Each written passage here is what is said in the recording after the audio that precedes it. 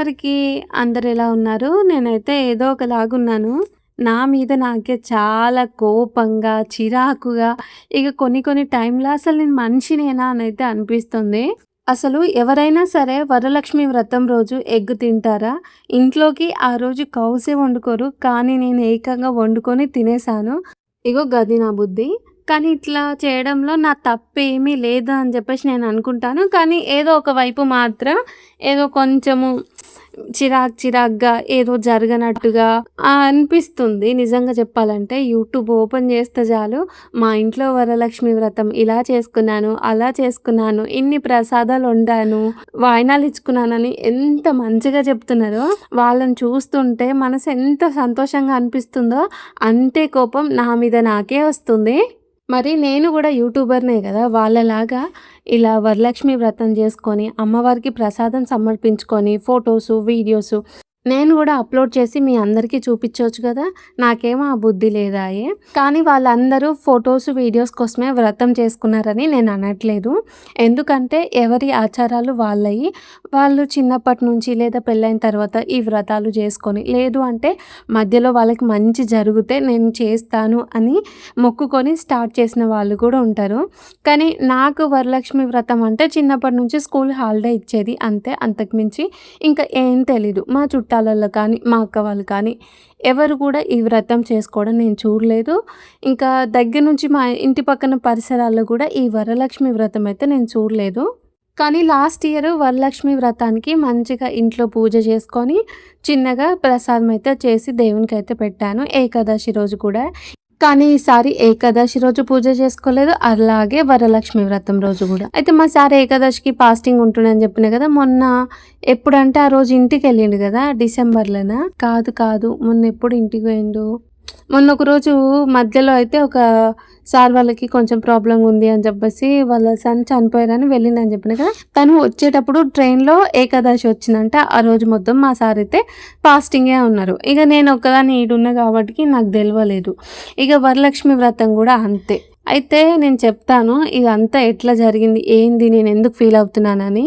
అయితే నాకు ఈ 1 వీక్ నుంచి హెల్త్ అనేది అస్సలు బాలేదు. ఎట్లా అంటే ఊకే పొద్దున్నుంచి సాయంత్రం వరకు, మధ్యాహ్నం వరకు పని చేసుకున్నా కూడా ఈవినింగ్ టైంలో ఫీవర్ రావడము, చేతకాకపోవడం ఇవన్నీ జరుగుతున్నాయి.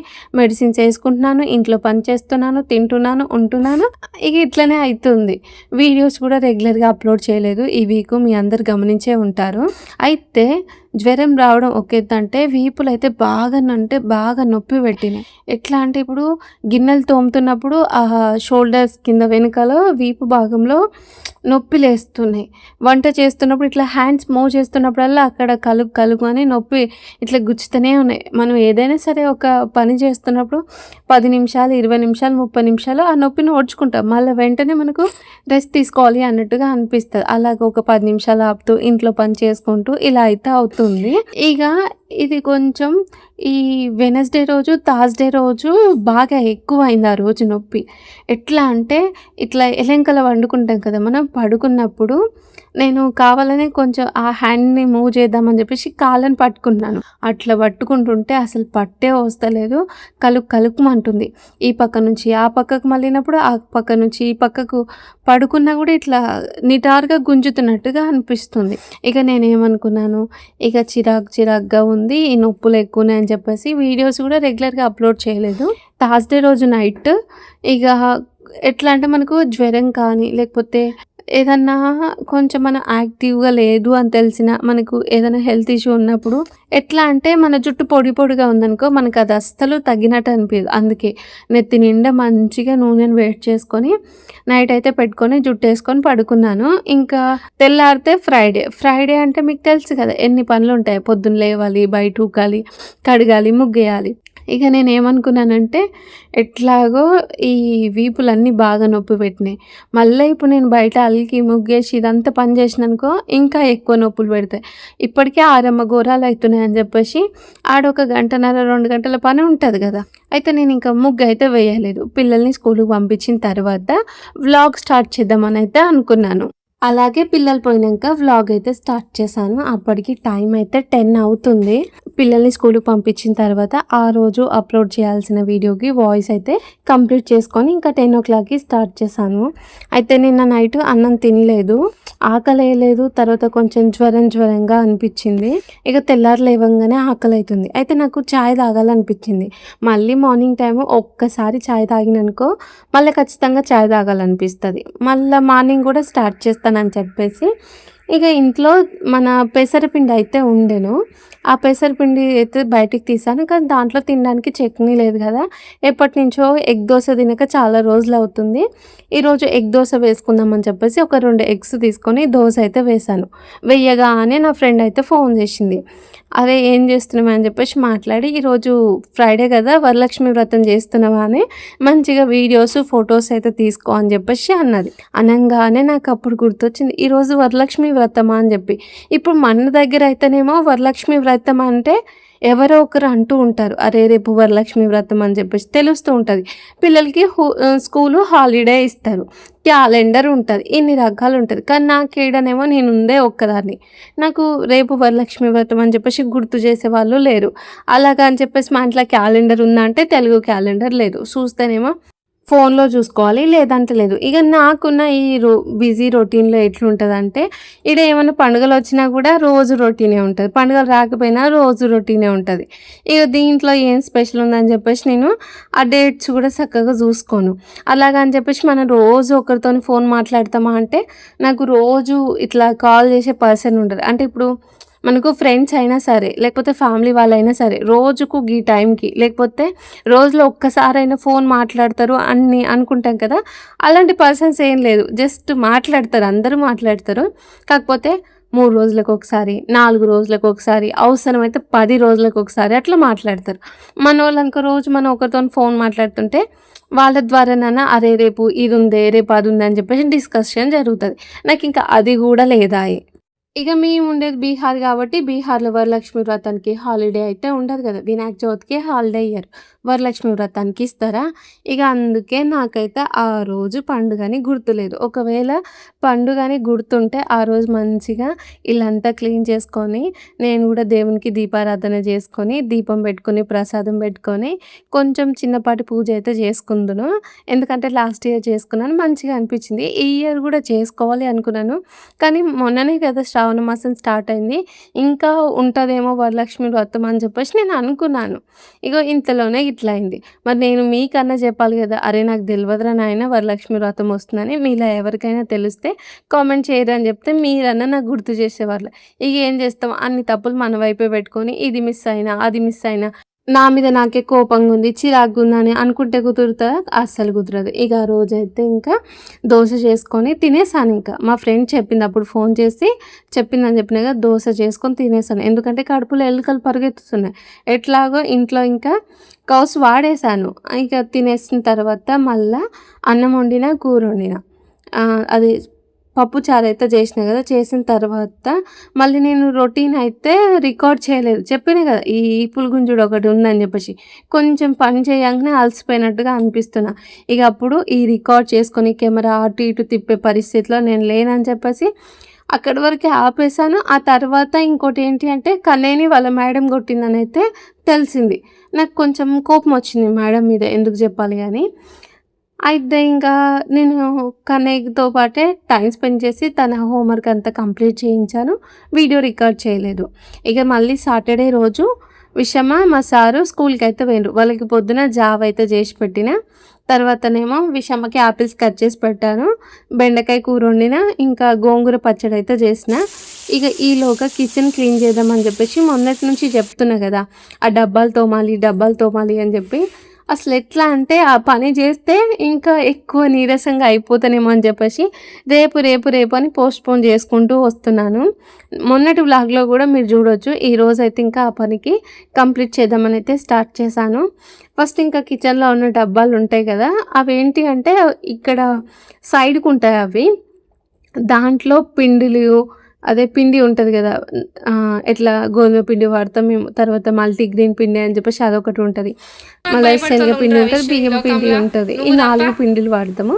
మళ్ళీ తర్వాతనేమో ఇంకా పప్పులు ఉంటాయి, ఇప్పుడు పెసర్లు కానీ శనగలు కానీ అవి అయితే పెట్టుకుంటాము. తర్వాత ఒక 2 దాంట్లో తినే స్నాక్స్ అయితే ఉంటాయి.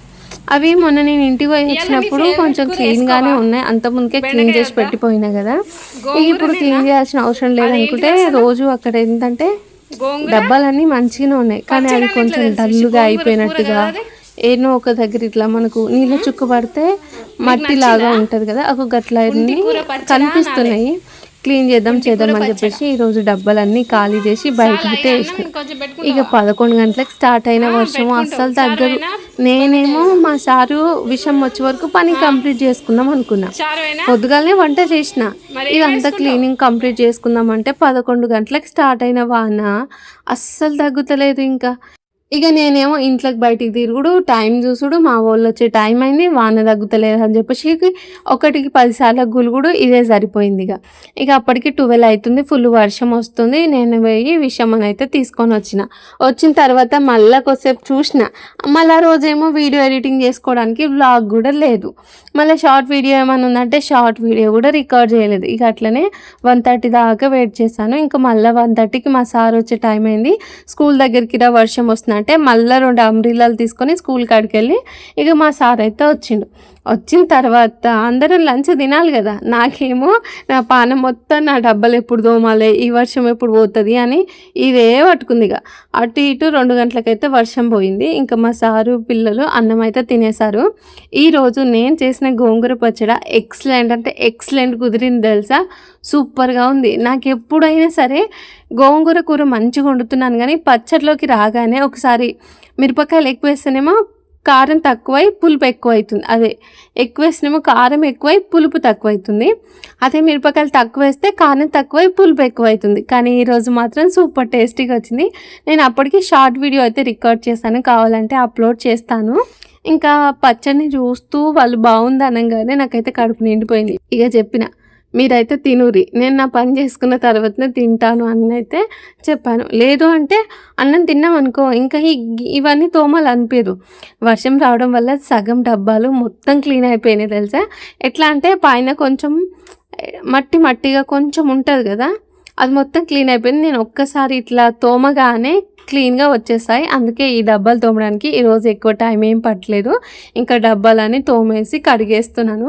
కడగడానికి కూడా ఏం లేదు, కొంచెం నీళ్ళు వస్తే అదే జారిపోతుంది. ఇప్పుడు మనకి ఎట్లా అంటే ఏదైనా మట్టి అంటుకొని ఉన్నప్పుడు దాన్ని రుద్దినప్పుడు స్పెషల్గా అక్కనే రుద్దుతూ కడగాల్సి వస్తుంది. కానీ వర్షం మస్తు వచ్చింది కదా, ఇది అంత కష్టం ఏం లేకుండా అయిపోయింది ఈరోజు. ఇంకా తోమిన తర్వాత ఇక్కడ డబ్బాలు అయితే ఆరబెట్టాను. టైం వచ్చేసి అప్పటికి 3 అవుతున్నట్టుంది. ఇక నేనేమో ఈ డబ్బాలు పొద్దుగానే తోమేసినాం అనుకో 11 గంటల వరకు మంచిగా ఆరిపోతే ఆ తర్వాత నేను వీటిలలో గ్రోసరీస్ అన్నీ సదురుకోవచ్చు అని చెప్పేసి నేను అనుకున్నాను. కానీ వాతావరణం మొత్తం మబ్బులు పట్టినట్టు ఉంది కదా, బట్టలు కూడా ఆరేయలేదు. ఇంకా ఈ డబ్బాలు అయితే ఈరోజు ఆరవు, రేపటికి మళ్ళీ పని పోస్ట్ పోన్ అవుతుందని నాకు అర్థమైంది. ఇక వాషింగ్ మిషన్లో నుంచి బట్టలు తీసి ఆ 3 o'clockకి ఆరేస్తున్నాను. ఎప్పుడైనా సరే కొద్దిసేపు ఆగుతాను, మనకు నైట్ 8:30 తర్వాతనే బట్టలు ఆరేస్తాను. ఎందుకంటే అప్పటి వరకు ఇంట్లోకి ఎవరైనా వస్తే అన్ని బట్టలు కనిపిస్తే మంచిగా ఉండదు కదా అని చెప్పి. కానీ ఎట్లా అంటే ఈ ఫ్రిడ్జ్ రూమ్లో మొత్తము ఈ గ్రోసరీస్ ఆ డబ్బాలు నిండిపోయినాయి. మళ్ళీ తర్వాతనేమో బట్టలు ఉన్నాయి, కిచెన్లో కూడా ఖాళీగా ఉంది, ఏ పని కంప్లీట్ అయినట్టు అనిపిస్తలేదు. ఇక ఏం కాదు అని చెప్పేసి నేను బట్టలు అయితే ఆరేస్తున్నాను. బయట ఆరేసినాం అనుకో ఖచ్చితంగా ఆరవు, ఎట్లయినా మళ్ళీ నైట్ మొత్తం ఫ్యాన్ కింద వేయాల్సిందే. పొద్దుగాల 10-11 గంటలకు బట్టలు ఆరేసినాం అనుకో కొన్ని సార్లు వాతావరణం అటు ఇటు ఉంటే వాషింగ్ మిషన్లో వేసిన బట్టలైనా సరే ఆరడం అయితే కష్టమే. ఇక ఈరోజు మబ్బులు పడుతుందిగా అస్సలు ఆరవు. ఇక బట్టలు అయితే ఆరేసాను. ఇక చూసింది కదా మా వాళ్ళు అయితే మంచిగా తిన్నారు, హ్యాపీగా పడుకున్నారు. విషమనేమో తను ఏదో హోంవర్క్ అయితే చేసుకుంటుంది. ఇక ఇప్పుడు మళ్ళీ నాకున్నది ఏంటంటే ఈ రూములన్నీ నీట్గా సదురుకుంటూ రావాలి. వీళ్ళు ఎట్లా అంటే నాకు 24 గంటలు ఇంట్లో ఈ సదురుడు ప్రోగ్రామే పెడుతున్నారు. బెడ్రూమ్ అయినా సరే, హాల్ అయినా సరే, టీవీ రూమ్ అయినా సరే, ముగ్గురే తయారైనరు. ఇక నేను మళ్ళీ అదంతా సదురుకుంటూ వచ్చి ఇల్లు అయితే ఊకేసుకున్నాను. ఇక కిచెన్ అయితే ఇట్లా ఖాళీగానే ఉంది, డబ్బాలు అయితే సదరలేదు. నేను మార్నింగ్ నుంచి ఇంట్లో పని అంతా కంప్లీట్ చేసుకున్నాక స్నానం చేసుకుందామని అయితే అనుకున్నాను, కానీ అన్నం కూడా తినలేదు. టైం వచ్చేసి 3 o'clock అవుతుంది. ఇక మళ్ళీ ఇప్పుడు ఇదంతా పని కంప్లీట్ చేయలేను అని చెప్పేసి ఫ్రెష్ అప్ అవుదామని సోప్ అయితే తీసాను. మొన్న నేను సోపు తయారు చేసినప్పుడు తీసాను కదా! మండే రోజు. మళ్ళీ ఈరోజు ఏ వారం? సాటర్‌డే వరకైతే ఈ సోప్ వచ్చింది. 1 వీక్ పైనే వచ్చింది. మండే టు మండే 1 వీక్ గదా! ఇది సాటర్‌డే రోజైతే తీస్తున్నాను ఈ సోపు. అయితే ఆ రోజు నేను మొఖం కడుక్కొని చూయించాను గదా! కామన్‌గా అందరికుండే డౌట్ ఏంటి అంటే నురగ రాదు అని జెప్పి. తర్వాత "నువ్వు ఫేస్ వాష్ చేసుకున్నావు కదా! నీకు కుంకుమ ఎందుకు పోలేదని" జెప్పేసి ఇద్దరు ముగ్గురైతే కామెంట్స్ చేశారు. నేను ఒకటే చెప్తాను, వీడియో కోసమయితే నేను అబద్ధం చెప్పను. అలాగని జెప్పేసి నేనేదో సబ్బుల బిజినెస్ పెట్టి నాకు ఆర్డర్స్ రావాలి, మిమ్మల్ని అందరిని నమ్మించాలి, నురగ వచ్చినా రాకపోయినా గూడా వచ్చిందని క్రియేట్ చేయాల్సినంత అవసరము లేదు. నేను ఈ వీడియో చేస్తే నాకు 2, 3 లక్షల పైసలేం రాదు. అసొంటప్పుడు మనం జెన్యూన్‌గా రివ్యూ షేర్ చేసుకుంటే తప్పేం లేదు. అయితే నా కుంకుమ ఎందుకు పోలేదు అంటే, నేను రోజు కుంకుమ పెట్టుకుంటాను కదా! రోజు కుంకుమ పెట్టుకోవడం వల్ల అక్కడ కొంచెం కుంకుమ అచ్చు అనేది ఉంటది. ఇంకా నేను పెట్టుకునే ఈ కుంకుమ ఉంది గదా! ఇదొచ్చేసి మహారాష్ట్ర కుంకుమ. ఒక్కసారి మనము నీళ్లు పడంగానే అది ఫేసుకి అతుక్కపోతది గానీ కుంకుమ అనేది జారిపోదు. అప్పుడు కుంకుమ పోవాలంటే మనం ఫింగర్‌తోనే అక్కడ సబ్బు పెట్టి రుద్దితే కొంచెం కుంకుమ పోయి లైట్‌గా అచ్చనేది కనిపిస్తది. అదే రీజన్, అంతకు మించి ఏం లేదు. నేను రోజు పెట్టుకుంటాను కాబట్టి కొంచెం నాకు అచ్చు ఎక్కువగానే ఉంటది. నేను వీడియో చేస్తున్నాను గదా! కుంకుమ లేపకుండా కనిపించడం నాకిష్టం లేదని చెప్పేసి నేను అక్కడ బొట్టు పెట్టుకున్న దగ్గర రుద్దలేదు. అది మీకు క్లియర్‌గా కనిపించింది ఇంతే. ఇందుకే నా కుంకుమ అయితే పోలేదు. మీ అందరికీ అర్థమైందనే అనుకుంటున్నాను. టైం అయితే ఈవినింగ్ 4 అయితుంది. ఇప్పుడు అన్నం తినేస్తున్నాను. బాగా ఆకలేస్తుంది. గోంగూర పచ్చడి అయితే బావుంది. ఈ వ్లాగ్ అయితే ఈడికే ఎండ్ చేస్తున్నాను. వీడియో నచ్చితే లైక్ చేసి మన ఛానల్‌ని సబ్స్క్రైబ్ చేయండి. ఓకే ఫ్రెండ్స్, బాయ్ మరి. Good night.